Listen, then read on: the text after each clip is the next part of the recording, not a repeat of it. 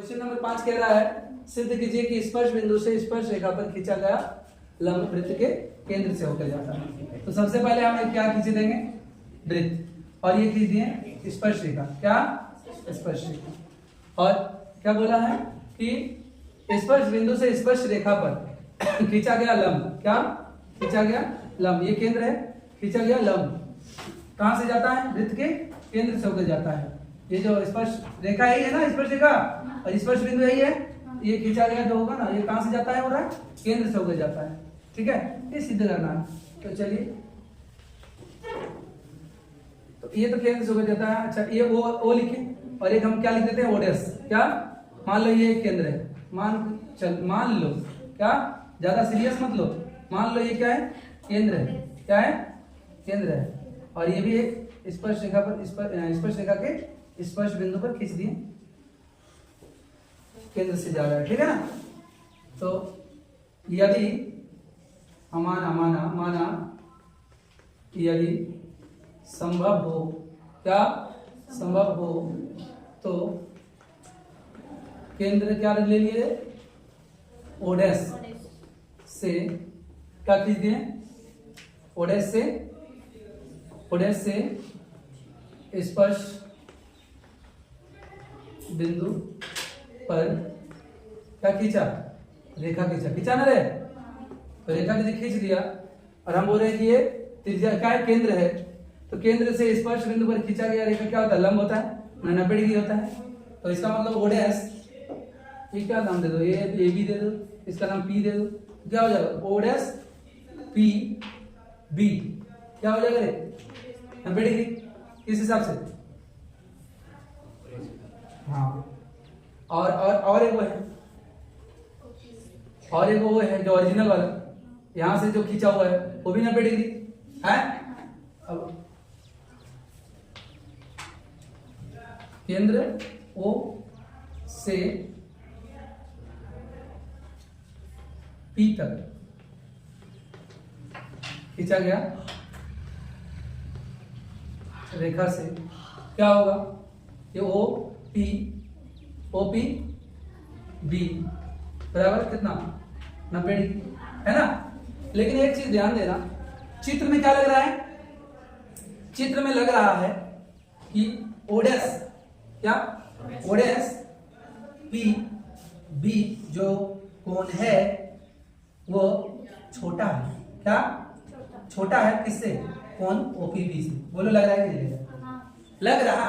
दिख रहा है, लग रहा है ना?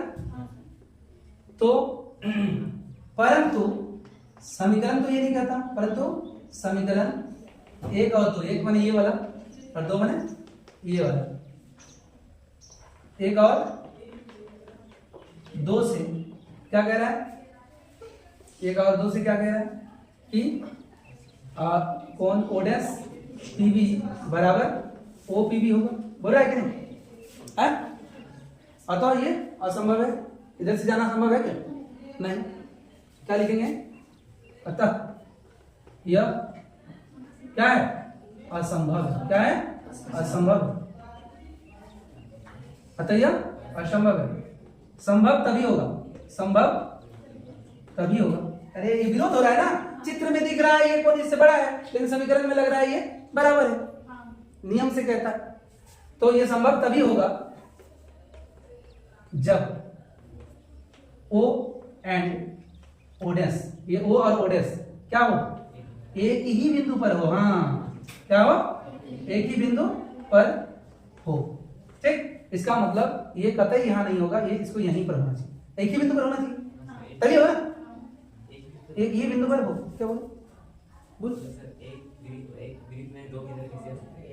यही तो नहीं हो सकता, हमने मान लिया, यही तो विरोध हो रहा है, असंभव है। वो लिखा तो असंभव है ना, ये खाली दिखाना है हमको कि ये जो स्पर्श रेखा पर, स्पर्श रेखा के स्पर्श बिंदु पर डाला गया जो लंब होता है, ये डाला गया लंब। ये देखो, मान लिए यहां डाला लंब डाला, इसलिए 90 लिखे, है ना? और जब केंद्र से, फिर से ध्यान से सुनो, सिद्ध कीजिए कि स्पर्श बिंदु से स्पर्श रेखा पर खींचा गया लंब। तो सोचो कि ये ओडेस क्या है? एक बिंदु है, यहां से क्या खींचे हम लोग? एक लंब खींच दिए। क्या खींचे?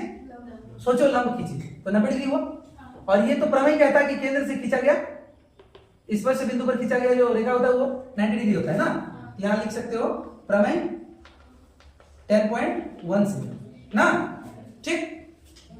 अब देखो ये चित्र में लग रहा है कि क्या लग रहा है, ये छोटा है किससे, ये वाला कौन से, है ना, ओ डैश पी बी छोटा है ओ पी बी से, ऐसा चित्र में दिख रहा है। लेकिन समीकरण एक कहा था लंब डाले 90 डिग्री और एक प्रमेय कहता है 90 डिग्री होगा ना। ये खुद बोल रहा है कि खींचा गया लंब, मान लो यहां से खींचा गया लंब है और एक प्रमेय कहता है कि 90 डिग्री होगा, लेकिन ये विरोधाभास हो रहा है ना, नहीं हो रहा है, ऐसा संभव नहीं है, असंभव है। संभव तभी होगा कब, जब ये बिंदु जो है कहां हो, यहां पर हो, एक ही जगह पर हो, कहां हो, एक ही जगह पर हो। अतः क्या होगा, अतः क्या लिखेंगे, अतः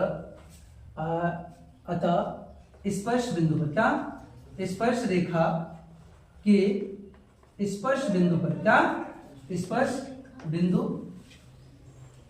पर, स्पर्श रेखा के स्पर्श बिंदु, स्पर्श बिंदु से स्पर्श रेखा पर खींचा गया क्या, खींचा गया लंब कहां से हो जाएगा, केंद्र से होकर जाएगा। हमने अपने से इधर ले लिए थे तभी तो दिखा पाएंगे, फिर यहीं पे दोनों में तो दिखा कैसे पाएंगे, हम अपने से इधर ले लिए थे। तुम यहां वहां जहां भी लो साइड में कहीं ले लो, इसको बता दो ये लंब खींचे, ठीक है। तो यही तो दिखाना कि नहीं होगा।